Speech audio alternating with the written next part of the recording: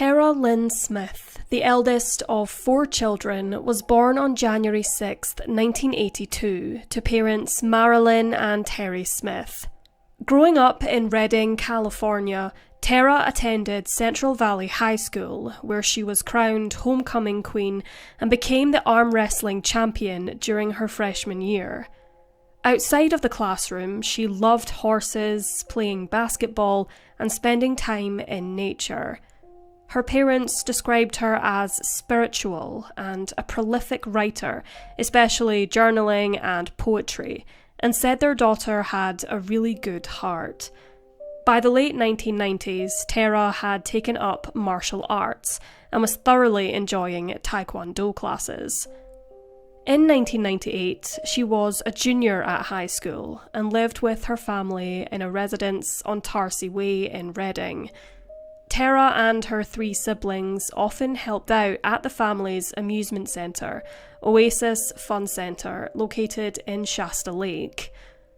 On August 22, 1998, 16-year-old Tera ran some errands with her mother before being dropped off back at the family home. Her mother then went to work at the Oasis Fun Centre, located just a few miles away from the residence. Between 5 and 7 p.m. that night, Tera told her younger sister that she was going for a quick jog and would be back in 20 minutes. However, at this time, Tera was grounded for sneaking out and was not supposed to leave the house. Despite her sister's attempts to stop her, Tera assured her she would return before their parents got home, prior to her scheduled shift at the Oasis later that night. However, she never came back. After their mother returned from work after calling home only to discover Tera was not there, she searched the neighbourhood in her car, but to no avail. Marilyn called around her daughter's friends, only to discover that the teen had been having an inappropriate relationship with her 29-year-old Taekwondo instructor, Charles Troy Zink, which immediately prompted the Smiths to contact Shasta County authorities. The Smiths visited Zink's home, but he was not there. His wife answered the door and didn't know where he was.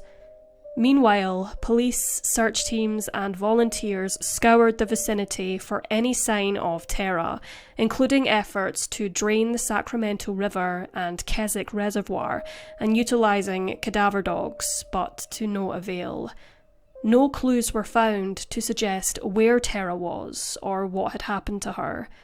She was seen as a perfectly normal teen with few issues in her life, and despite the ups and downs of teenage life, the Smiths did not believe Tera had run away. On the night she vanished, a witness reported seeing a woman resembling the schoolgirl inside a dark blue 1976 Ford pickup truck, with mag wheels and a yellow tailgate, driven by an unidentified Caucasian male. This sighting remains unverified, and it is unclear if it is connected to Tera's disappearance. 3 days later, the FBI joined the search, and on August 26th, Secret Witness offered a $10,000 reward for any information leading to Tera's whereabouts. Various television segments aired regarding Tera's vanishing in the hopes that tips and leads would be called in by the public. On September the 11th, police visited the home of Troy Zink and impounded his Ford pickup truck, similar to the one seen on the night Tera disappeared. Troy Zink, Tera's alleged boyfriend and Taekwondo instructor, was married with a young son and had pled guilty to spousal rape in 1992. As a result, he spent a year in prison. Police brought Zink in for questioning, during which he admitted Tera phoned him at work and asked to meet her at home around 6:30 p.m. on the night she was last seen. Zink claimed during this exchange at the end of the driveway, Tera asked him for $2,000, but she would not specify its purpose. Due to this lack of clarity regarding the money, Zink claimed he refused to give Tera the money, and as a result, she became angry.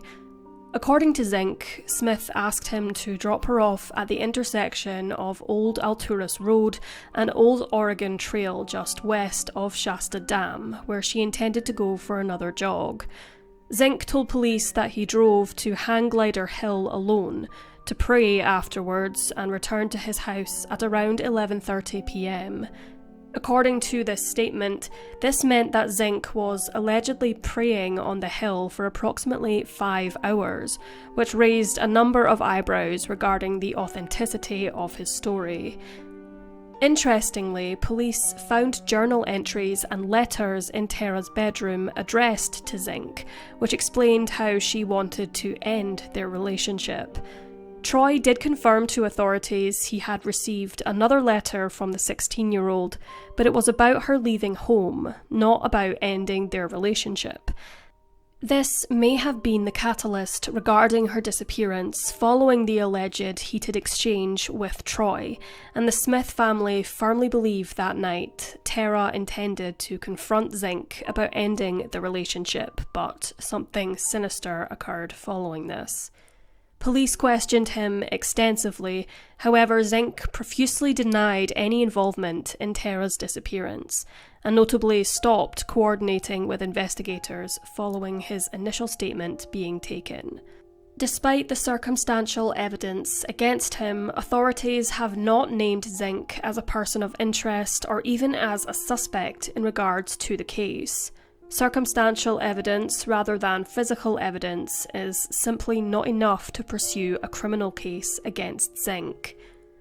Following Tera's disappearance, in June of 1999, Zink was sentenced to 4 years in prison for weapon violations.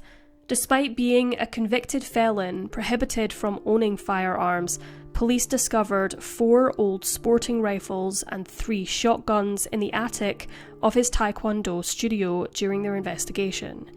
He claimed, however, that the weapons belonged to his father, who was renting the space from him. Zink was previously arrested in March of 1999 in Red Bluff after abandoning 10 cats at the side of the road before intentionally bumping his van into a pedestrian who tried to stop him from getting away. Despite the evidence, no arrests have ever been made in the case, and officially Tera Smith's case remains unsolved. In 2008, authorities said they were continuing to investigate any tips and leads in the case, but once again, every tip has so far led to a dead end. A tip was received by the Smiths which suggested construction workers found a shallow grave in Shingletown. However, it was found to be a canvas tent and buried trash. It was a disappointing result. Troy Zink later moved from California to Arizona and now uses his birth name Charles. Despite the passage of years, Tera's family persists in their quest for answers. While her memory remains somewhat vivid, each passing year dims those recollections, and their hope for justice diminishes mainly due to lack of evidence which could bring closure to the case which has haunted them for decades. Terry and Marilyn Smith told the media of their anguish of not knowing what happened to their eldest child and how disheartened they are at the case being at a standstill after so many years.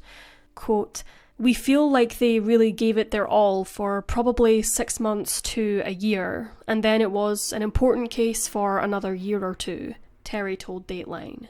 Quote, "And since then, it's shelved. It's completely cold. Stone cold." Marilyn said, quote, "It never felt like we properly mourned or grieved her in some ways because for so many months we hoped she would come back. It was a very gradual process realising she was gone." Terry added, quote, "I think the world is a better place for her having been in it, and I can only imagine how much better it would be if she was still here." At the time, a $20,000 reward for information leading to Tera's whereabouts was offered by Shasta County secret witness. However, it remains unclaimed.